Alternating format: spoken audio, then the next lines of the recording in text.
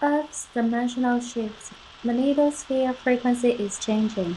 The Earth's magnetic field is collapsing, and there's a magnetopulse reversal, and that Cern is causing the collapse of the Earth's shields.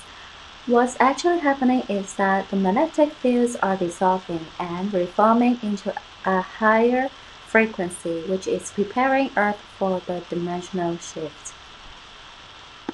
With that said, we're not losing the magnetic field. They are reforming the magnetic field so that the Earth can shift to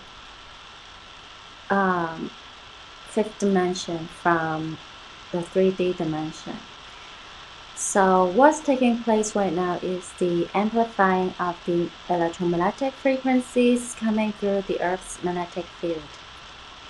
Of course, these frequencies are generated by Cern, so it's artificial electromagnetic frequency. As it reaches a breaking point in the following months, which is right now to the end of this year, I think, the 3D planet's outer magnetic field will shift into the new dimensional frequency band, simultaneously raising the ethereal frequency of Earth, and that will create a frequency jumper that will catapult the Earth's ethereal body through the 4D portal, shifting across into the fifth dimension. Everything will change. The old reality will completely dissolve, and for this very reason, life will no longer exist as we know it. There are other vibrational planes that exist which maintain higher vibrational frequencies. For the sake of simplicity and as a basis for this particular example, allow yourself to consider the idea that other intelligent forms exist in these higher spiritual states of vibration. So we are in the 3D plane, this Earth. Fourth dimension is the spirit realm, including astral and dream states. Fifth dimension is demons. Sixth dimension is angels, and seventh dimension is heaven. So when Cern bring the whole world into the fifth dimension, which means they will be able to pierce through the veil and open the bottomless pit and allow all the demons and monsters to come to this world. That's why right now they're trying to put the whole world into chaos and reach the ideal numbers of sacrifice in order to successfully shift the whole world into the fifth dimension and open the bottomless pit. And I think that is what it is in the novel Flash Forward. Once Cern turned on the Hadron Collider to bring the world to the fifth dimension, it will cause the whole world to collapse and everybody goes into a blackout state. I'm not sure how long it will stay in the blackout. In the novel it says 2 minutes, and everybody has a flash forward vision, 21 years and 6 months, but I think this is just a ritual for this year 2021, and then 6 months could be the 9th month in Elul calendar, which is November this month, and the first day of 9th month in Elul calendar will be the beginning of winter on the 7th of November.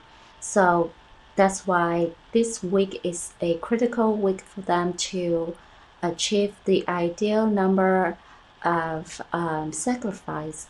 That's why I am expecting major FFs, for example, high magnitude earthquakes, volcanoes eruptions, major volcanoes, and tsunami, etc. Okay, so fifth dimension, this is the plane of existence populated by intelligent entities that have never existed in the third dimension. Being closely associated with the third dimension, entities in the fifth spiritual dimension can interact with us easily, influence our thoughts, patterns, circumstances, and/or the elements.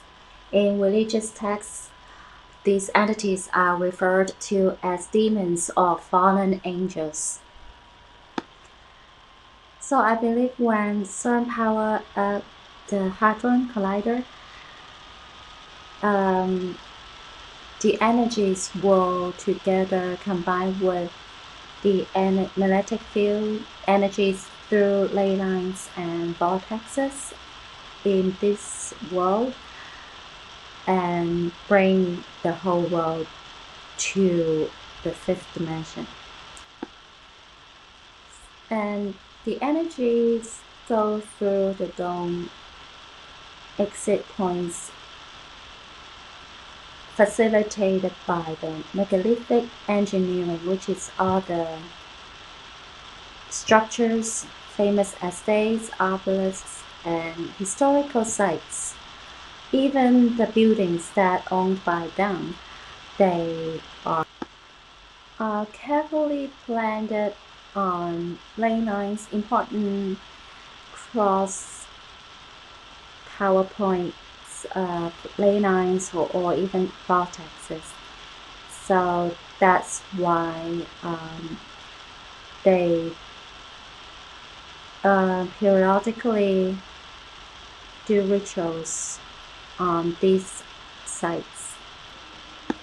In order to prepare the humans for the upcoming dimensional shift, they need to change our DNA and certain internal functions in our body, because we are originally a free being and cannot survive in a fifth dimension environment. So that's they created this so-called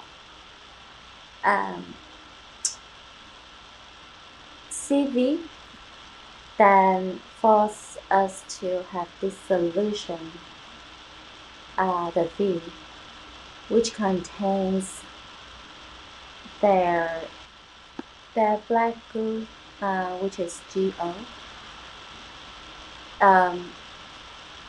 Of course, the majority of the humans will not withstand this foreign demonic substance in our body.